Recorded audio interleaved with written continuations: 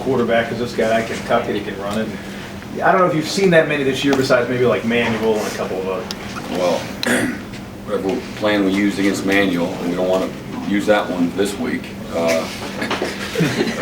Yeah, I mean, it's obvious. You just look around college football and in the NFL, guys that aren't one-dimensional.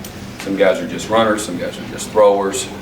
And then when guys can do both, it makes it much more difficult. It's much more stressful in all facets of your defense. So you know, it makes things a little bit more complicated, and it just extend plays, can create big plays if you don't you know, maintain discipline, whether it's discipline up front in the rush lanes or it's discipline in the back end. Trying to do too much. When do I come off my guy? They do a good job of obviously you know, working the scramble drill and fighting to get open. So you know, he's had great success the last 2 years. I think you just look at their team success and it's reflective of the quarterback play. It'll be a, you know, obviously a huge challenge and one that obviously our guys are very aware of. And he was a big part of their success against us last year, both his running and throwing ability both. So got a big challenge. You were part of a couple of in-state rivalries out there, also the Red River deal. You kind of got me caught up in this one a little bit, kind of maybe compared some notes here in your time here leading up to this. Well, the biggest thing is that you recognize is that in college football is so passionate, the fan bases are, and there's a real attachment in virtually every home here in South Carolina. Somebody's either wearing orange or they're wearing crimson or whatever color, garnet. I don't know what the colors are. Huh? It's garnet. Garnet, and again, everybody's got a stake in the game, and so it's a long a tradition-rich and history rivalry that you know, that again, there's just a lot of emotions and memories and everything that goes along with that. So it doesn't surprise me. You just kind of change the colors, and it's another huge rivalry game, and one in which it means a great deal to both the players, the coaches, and certainly again the constituency that's out there. So you know, they've had their way with us, and it's made everybody pretty mad around here. So it makes it a lot of, for us as coaches, and I know our players, it's a very exciting week. One that the game can't get here soon enough, although there's a process in how you prepare and get ready to play. And you're not going to play it on Tuesday, and that's the part as coaches we got to do a good job of managing is the emotions of it. And there'll be ebb and flow in the game, and a lot. You hate to think that it's true, but it is true. You want great intensity and great emotion every week, but it's not always the same, and certainly not the same as Clemson, South Carolina. In general, is the man defense, is it more susceptible to giving up quarterback runs and same thing? I think that when you're in man-to-man, you have less eyes on the quarterback. So, you know, sometimes it's really good, sometimes it's not. If you're containing him and in your rush lanes, covering the right people with good coverage and technique, then it's not as hard to defend.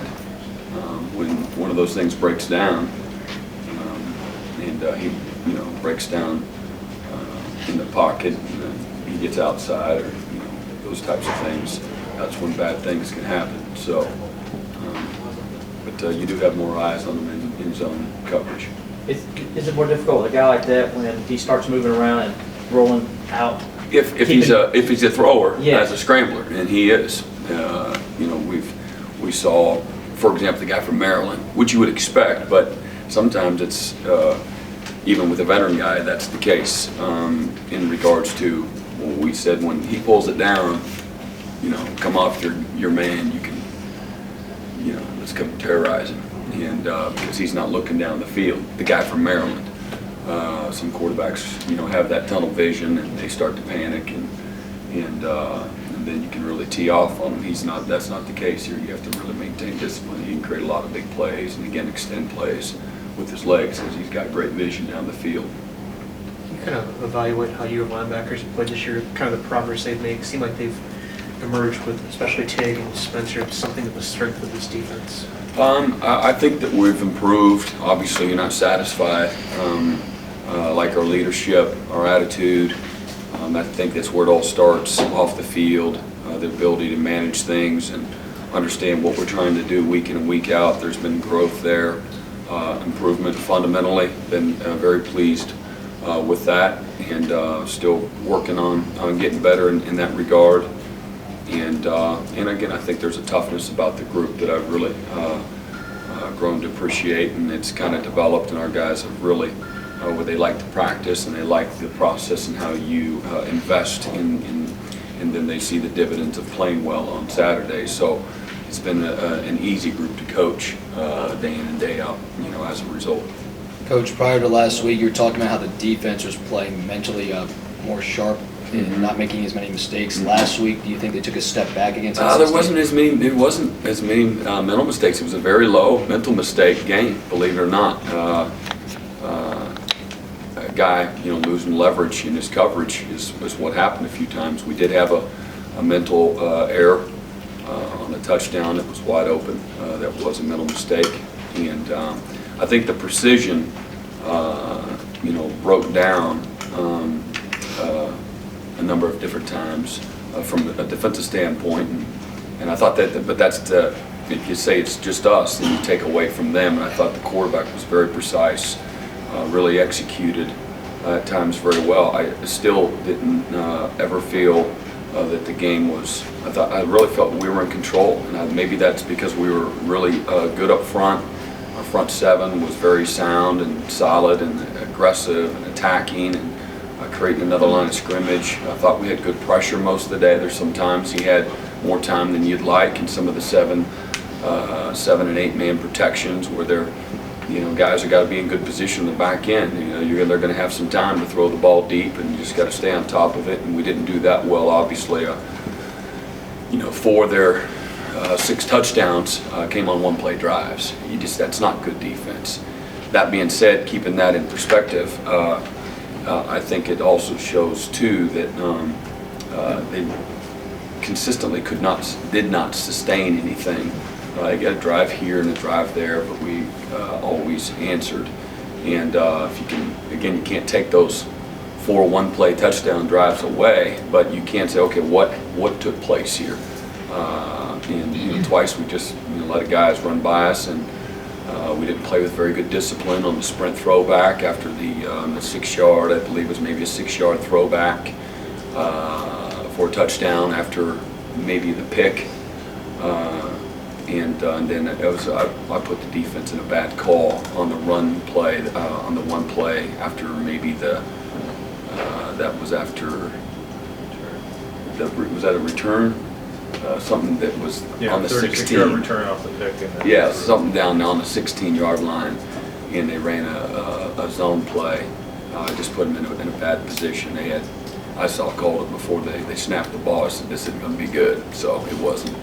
So there's some things that we could have been better within on that play, but they're in a tough call and a compromising call. So that's kind of the perspective. And don't sugarcoat anything. We need to be better in all kinds of places and areas. And I thought it was good for our guys to show the precision that good teams are going to play with, and the margin for error is reduced dramatically when you play against good people. Whether he's a first-round guy or again just a guy that throws with good accuracy and a line that knows how to protect and receivers that know how to get open and just a lot of little things. So obviously incredibly disappointed with their ability to move the ball at times, whether they're big plays or not. They all count and score touchdowns. But there's a ton of really good things that our guys did in the game, and as much as anything, fought back through a great deal of adversity against a team that is, I think, as everyone is fully aware of, is more than capable. They've got quality players. that for whatever reason, their record is not indicative or reflective of their ability as a team. I think there were a lot of people's dark horse going into the season, and justifiably so. They're a talented team with good coaches, and sometimes it's just a little bit off. Not to get on them, but your chemistry isn't quite there. And I thought that they, gave themselves a chance, obviously. And at times we didn't help, but they also executed, in a precise way as well. The leverage issue, is that stem from defensive back thinking of safety help across the middle of the field, or is it something? One time, but two other times, no. Just lost. So what's the message this week to sort of clean up some of those big plays? Keep that leverage we've been talking about here for 6 months.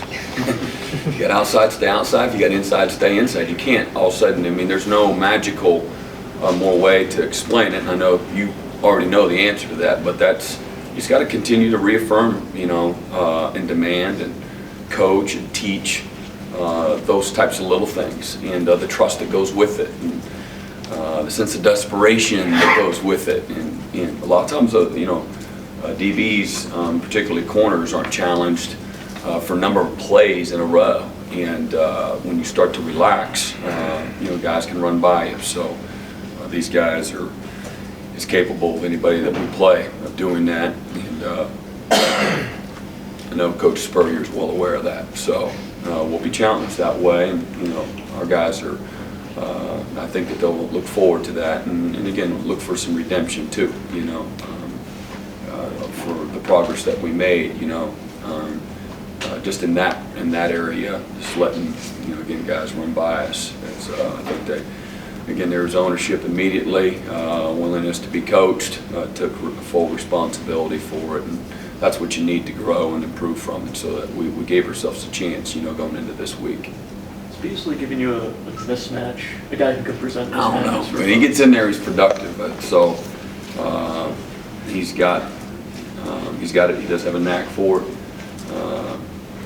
He's got a couple of nice moves that kind of counter, so he's not Johnny one move, He's got a few in his arsenal, so it's been good for us. It's kind of helped get a lot of guys excited, and those are big plays in the game. You can get sacks and negative plays for the offense and put guys behind the chain. So he caused the fumble and the one that we had an opportunity to recover as well. And I think he's starting to, really like it as well. Is he becoming a guy that people have to account for when he runs? Well, I think they need to be aware. Again, he's explosive, and he's got speed, and again, a little bit of knack for it. So I think that, people would definitely, pay attention there. You feel like he could be even better if he gains? Man, no question. He's got all kinds of room to be better, and a lot of it, the physical part is gaining the weight and being committed that way, and it's not easy to do. But if you're not gaining, then you must not be trying hard enough. So that's how I look. You're burning more than you're putting in your body. So that's a conscious decision to me, and one that we got to get him to mature that way to want to be in. But he's got to be hungry for it. He's got to want to become a great player. Not again, good sometimes. So, so again, there's attitude and the physical part that kind of go together. All set? Thank you, Coach. All right. Yep. Happy Thanksgiving.